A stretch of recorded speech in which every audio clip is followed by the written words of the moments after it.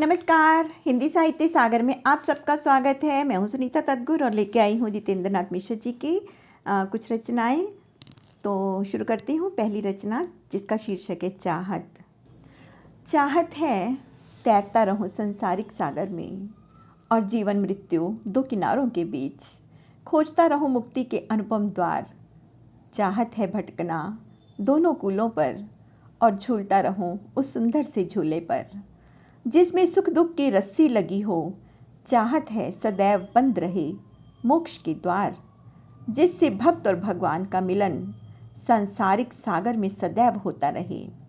बना रहे उस सागर में आना जाना जहाँ ईर्ष्या की जगह प्रेम की वर्षा हो, घृणा की जगह प्यार की खेती होती हो।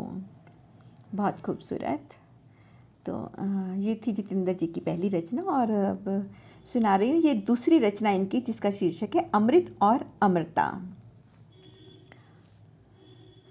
अमृत की तलाश में भटका करता हूँ, अमृत की तलाश में भटका करता हूँ, अमरता का जाल भी पाना चाहता हूँ। ये कैसी बहती धारा है अमृत की जिसमें हर कोई डूबना चाहता है, और ये कैसी जाल है अमरता की जिसमें हर कोई उलझना चाहता है।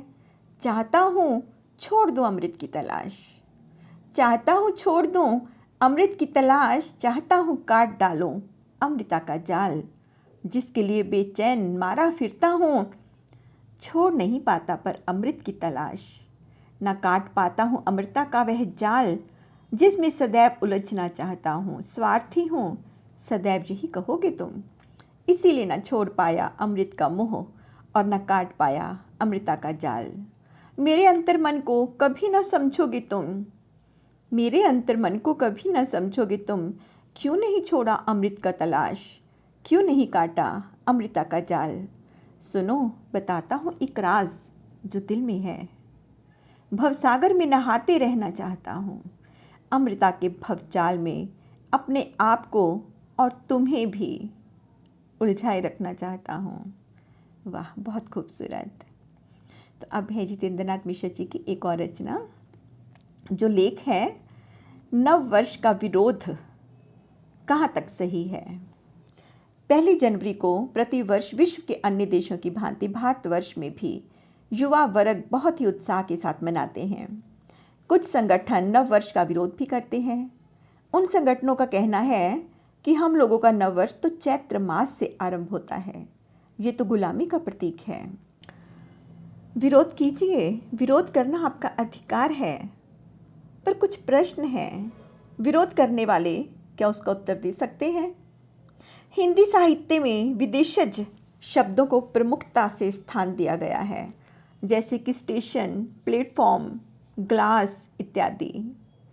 क्या आप इन शब्दों का प्रयोग नहीं करते?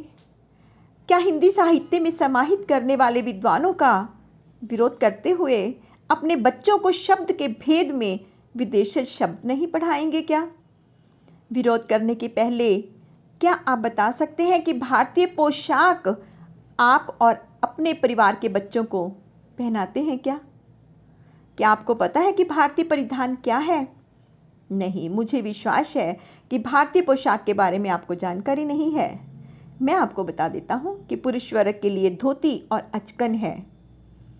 चलिए अचकन को छोड़िए, क्या आपको धोती पहनना आता है? नहीं, 50% से अधिक युवकों को धोती पहनना नहीं आता।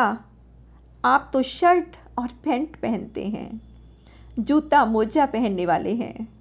पैरों में लकड़ी के बने खड़ाओं को पहनकर 4 कदम चलने की बात तो छोड़िए, कितने तो खड़ाओं को जानते भी नहीं होंगे। 4 पाई को भूल आप दीवान सोफा का प्रयोग करते हैं। हाई हील जूता, सूट, टाई, बेल्ट, आपकी जेब में रुमाल, पोशाक पर महंगे सेंट का प्रयोग कर, हाथ में महंगे स्मार्टफोन लेकर चलने में शान महसूस करते हैं और नववर्ष का विरोध करते हैं। ये कैसी नीति है? शुद्ध शुद्ध आप अपनी भाषा में 5 पंक्तियां भी नहीं कह पाएंगे। नववर्ष का विरोध करिए, पर सर्वप्रथम आप अपने आप में सुधार लाएं। गायत्री समाज का मूल मंत्र जो कहीं कहीं दीवारों पर लिखा मिलता है, हम सुधरेंगे जग सुधरेगा। इसे सर्वप्रथम अपने जीवन में ढालिए। धन्यवाद जी। तो ये थी जितेंद्रनाथ मिश्र जी की कुछ खूबसूरत सी रचनाएं। तो ओके, बाय बाय।